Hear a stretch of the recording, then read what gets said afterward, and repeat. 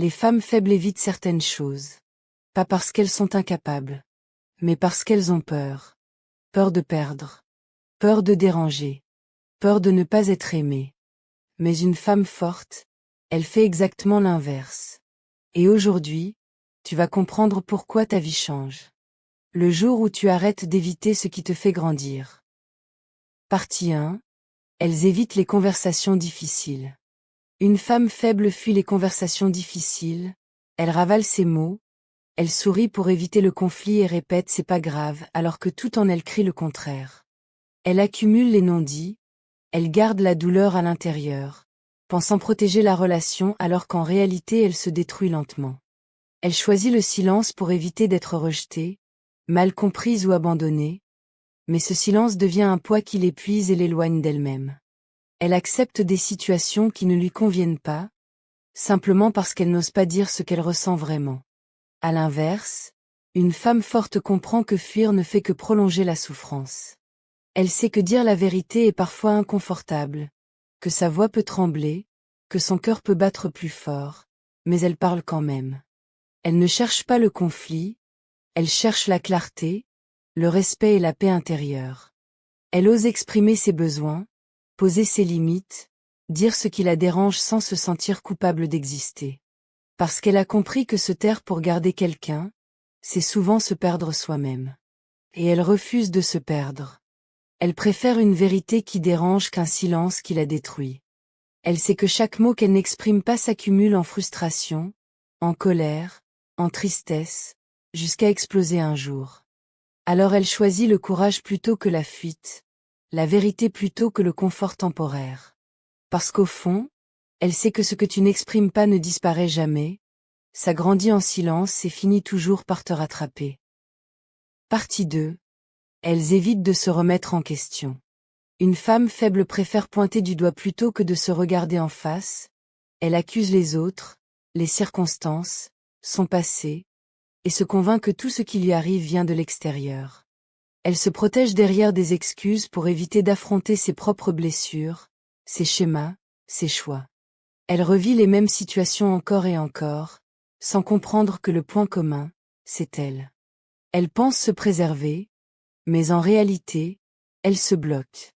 Parce que tant qu'elle refuse de se remettre en question, elle ne peut pas évoluer. À l'inverse, une femme forte accepte de se regarder avec honnêteté, même quand c'est inconfortable. Elle se pose des questions que peu de gens osent se poser. Pourquoi j'accepte ça? Qu'est-ce que je dois guérir en moi? Qu'est-ce que je tolère que je ne devrais plus tolérer? Elle ne se juge pas, elle apprend. Elle comprend que reconnaître ses erreurs n'est pas une faiblesse, mais une force immense. Parce que c'est dans cette prise de conscience qu'elle récupère son pouvoir. Elle arrête de subir sa vie et commence à la créer. Elle comprend que grandir demande du courage, celui d'affronter ses vérités. Et même si ça fait mal parfois, elle sait que c'est le seul chemin vers une vraie transformation. Parce qu'au fond, elle sait que tant qu'elle fuit ce travail intérieur, elle restera coincée dans les mêmes histoires. Partie 3. Elles évitent de poser des limites. Une femme faible a du mal à dire non, elle accepte trop, elle tolère l'inacceptable, elle laisse passer des comportements qui la blessent en espérant que ça va changer. Elle a peur de décevoir, peur de déranger, peur qu'on parte si elle affirme ses besoins. Alors elle s'adapte, elle se plie, elle se fait petite pour garder les autres dans sa vie. Mais à force de dire oui aux autres, elle se dit non à elle-même. Elle s'oublie, elle s'épuise, elle perd le respect des autres et surtout le sien. Une femme forte, elle, comprend que les limites ne sont pas des murs, mais des protections. Elle sait que dire non ne fait pas d'elle une mauvaise personne, mais une personne qui se respecte. Elle n'a plus besoin de se sacrifier pour être aimée. Elle choisit ce qu'elle accepte et ce qu'elle refuse, sans culpabilité. Elle comprend que ceux qui respectent ses limites sont ceux qui méritent de rester. Et ceux qui partent, n'étaient pas faits pour elle. Elle ne cherche plus à être aimée à tout prix, elle cherche à être respectée.